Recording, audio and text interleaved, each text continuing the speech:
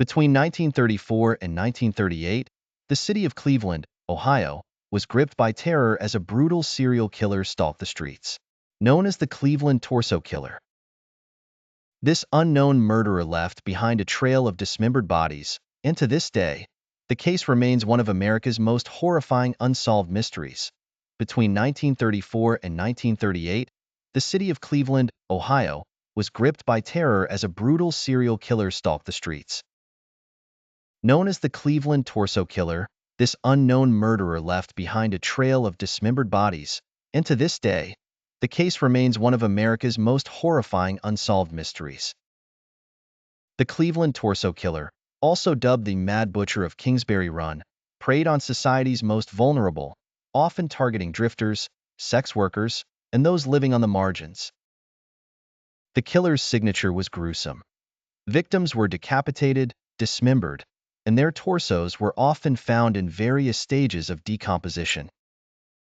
The first victim was discovered in September 1934, but it wasn't until 1935 that the true horror became apparent.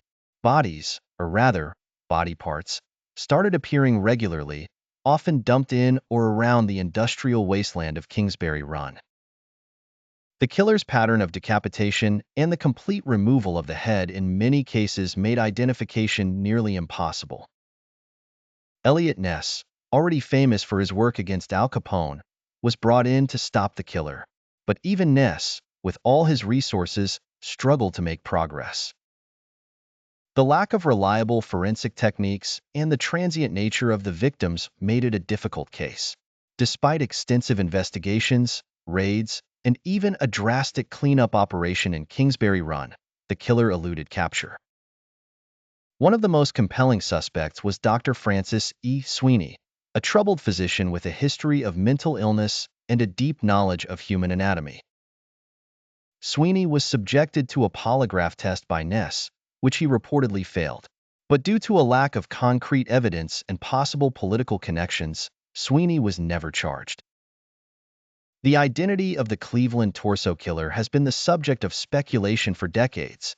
Some believe the killer moved on to other cities, while others think the killer may have died or been institutionalized.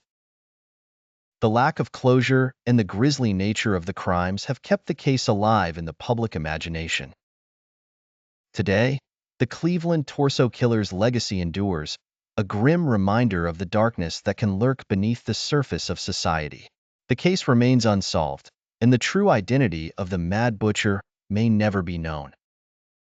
But the chilling story of the Cleveland Torso Killer continues to fascinate and horrify true crime enthusiasts. What do you think happened? Share your theories in the comments below. Join us as we explore more of history's darkest mysteries. Subscribe for more true crime stories. Watch the full video on the Cleveland Torso Killer now.